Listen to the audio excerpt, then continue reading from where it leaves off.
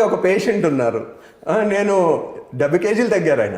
70 కేజీలు తగ్గి చెప్పడం ఇష్టం లేదు తనకి, బేరియాట్రిక్ చేయించుకున్నానని. చేయించడం ఇష్టం లేకపోతే ఏంటి, నేను డైట్ చేశాను, ఎక్సర్సైజ్ చేశాను, తగ్గాను, 70 కేజీలు తగ్గాను అనగానే తన ఇన్స్పిరేషన్ హీరో లాగా తీసుకుంటుంటారు చాలామంది. చివరికి ఏమైంది, ఓల్డ్ ఫ్రెండ్స్ గెట్ టుగెదర్ ఒకసారి వెళ్ళారు ఆయన. వెళ్తే ఒక ఫ్రెండ్ చూసి ఎవడు వీడేడి వాడేటంటే, ఇగో వీడే అంటే, అవునా అరే ఏంటి ఇలా అయిపోయి ఎయిడ్స్ వచ్చింది ఏంటి అని అన్నారు. లేదా బాబు ఎయిడ్స్ అంటే ఏంటి, ఇదిగో చూడు బేరియాట్రిక్, అప్పటిదాకా చెప్పను అతను బేరియాట్రిక్ ప్రూఫ్తో సహా చూపిస్తా ఉన్నాడు. అంటే హ్యూమన్ సైకాలజీ ఎలా ఉంటుందంటే, అంటే బేరియాట్రిక్ అంటే అదొక భూత పదం, అదొక బ్యాడ్ అని అనుకునేవాళ్ళు. ఎప్పుడైతే బరువు తగ్గిపోయారో ఏమో మా ఎయిడ్స్ వచ్చిందా కానీ లేదు రాయ్ ఇది బేరియాట్రిక్ మంచి దానిలాగా అనిపించి ఇదే బెటర్ దానికన్నా అని ప్రూఫ్తో సహా చూపిస్తుంటారు అనమాట. సో అట్లా ఇప్పుడు దీనికి డ్రైవింగ్ ఫోర్స్ ఏమైందంటే, ఒక హ్యాపీ పేషెంట్, ఏది నిలవాలన్నా అది చేయించుకున్న హ్యాపీ పేషెంట్స్ ఉండాలి. అది చేయించుకుని బాధ ఉన్నోడు ఏముంటాడు, నా జీవితం పాడు చేసుకున్నా నువ్వు చేయించుకోవద్దని చెప్తాడు. అదే జెన్యూన్గా ఎవ్వరూ లేనప్పుడు వెళ్ళి అడిగితే మీరు చేయించుకున్నారు కదా, ఆర్ యూ హ్యాపీ అని అంటే, వాళ్ళ మనసులోంచి హ్యాపీ మీరు చేయించుకోండి అని వస్తే అది నిలబడుతుంది. అది రాలేదనుకోండి, మీరు ఎంత ప్రమోట్ చేసినా అది లాంగ్ రన్లో నిలవదు. It will wash out with time. So the strength of bariatric surgery is happy patients, strength of liposuction is happy patients.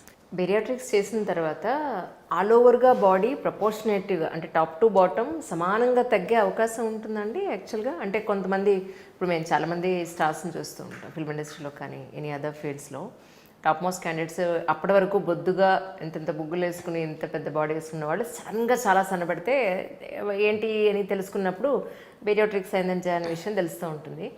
But ప్రపోర్షనేటివ్గా అంటే సమానంగా తగ్గే అవకాశం ఉంటుందా, మళ్ళీ పర్టికులర్గా దానికి కరెక్షన్స్ అని చేసుకోవాల్సిన అవసరం ఉంటుందంటే? సో యూజువల్గా అండి బేరియాట్రిక్ సర్జరీ యూనిఫామ్గా తగ్గుతారు. రైట్. ఒక 50 కేజీలు ఉన్నారనుకోండి, 50 కేజీలు ఎక్కడెక్కడ ఎక్కువ ఉందో అక్కడెక్కడ ఎక్కువ తగ్గుతుంది.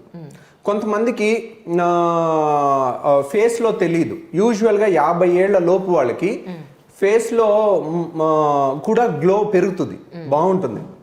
60 ఏళ్ళు దాటిన వాళ్ళు బేరియాట్రిక్ చేసుకుంటే వాళ్ళకి ఆల్రెడీ ముడతలు వచ్చే టైం అది. బేరియాట్రిక్ అయిన తర్వాత ఇంకొంచెం ముడతల్లాగా అనిపించవచ్చు, కానీ 55-60 ఏళ్ల లోపు వాళ్ళకి మాత్రం ఆ ఫేస్ మాత్రం గ్లో చాలా పెరుగుతుంది, చాలా హ్యాండ్సమ్గా తయారవుతారు వాళ్ళు. ఎక్కడ లూజ్ స్కిన్ కనపడదు.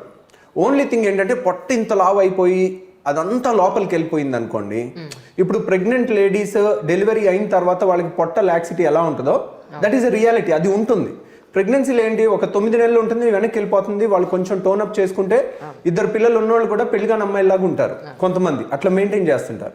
కొంతమందికి ఎక్సెస్ ఆగి కొంచెం లూజ్నెస్ ఉంటుంది. వాళ్ళ టెండెన్సీని బట్టి, వాళ్ళ మజిల్ స్ట్రెంత్ని బట్టి, వాళ్ళ లైఫ్ స్టైల్ని బట్టి, వాళ్ళు ప్రెగ్నెన్సీలో తీసుకున్న కేర్ని బట్టి అలా ఎలా మారుతుంటుందో బేరియాట్రిక్లో కూడా కొంతమందికి లూజ్ స్కిన్ వస్తుంది. వాళ్ళు 99% సింపుల్ ఎక్సర్సైజెస్, స్ట్రెచ్చింగ్స్, అబ్డామినల్స్ రకరకాలు చెప్పిన ఇవన్నీ చేసుకుంటే స్కిన్ ఈజ్ ఎలాస్టిక్ అండి. ఇప్పుడు నిండు గర్భిణి డెలివరీ ముందు పొట్టింత సాగుద్ది, సడన్ గా మొత్తం లోపలికి వెళ్ళిపోతుందిగా, ఇట్ ఇస్ ఎలాస్టిక్. 70-90% ఎలాస్టిక్ లాగా వెనక్కి వచ్చి టోనప్ అవుతుంది. ఓ 10% లాక్సిటీ ఉంటుంది. That is reality. We have to accept the reality. We should not live in fantasy world. మన ఎక్స్పెక్టేషన్ ఎప్పుడు కూడా రియలిస్టిక్కి దగ్గరగా ఉండాలి. ఫ్యాంటసీ ఎక్స్పెక్టేషన్స్ వస్తే వాళ్ళని సాటిస్ఫై చేయలేం మనం. సో ఇలా చాలా 90-95% స్కిన్ లాక్సిటీ అనేది దానంతటదే తగ్గుతుందండి. కాకపోతే ఎప్పుడైనా కొద్దిగా కొంతమంది వాళ్ళ టెండెన్సీని బట్టి ఎక్కువ ఉంటే కనుక దాన్ని స్మాల్ కరెక్షన్ చేసుకోవచ్చు. అది ఎప్పుడు 1 to 2 years తర్వాత, మొత్తం వెయిట్ అంతా తగ్గిపోయిన తర్వాత.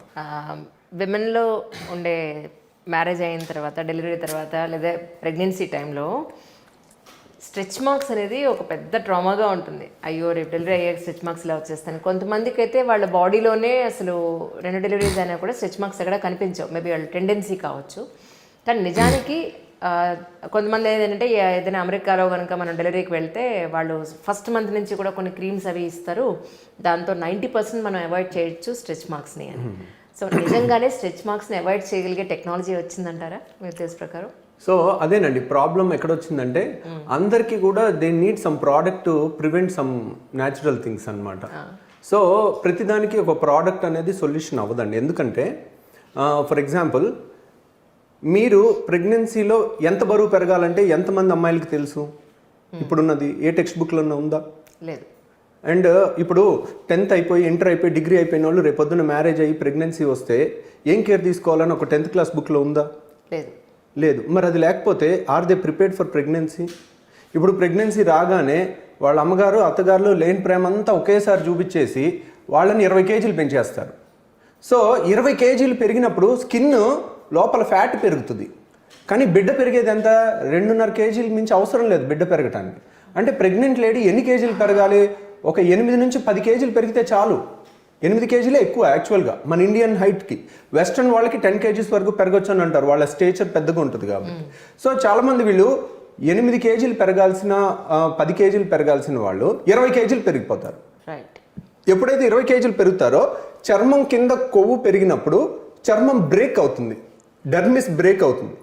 ఆ బ్రేక్ అయింది ఆ స్ట్రెచ్ మార్క్స్ కింద పర్మనెంట్గా ఉండిపోతుంది. ఓకే. సో ద ప్రాబ్లం ఎవరికైనా స్ట్రెచ్ మార్క్స్ రాలేదంటే ఏంటంటే their pregnancy planning was perfect అని.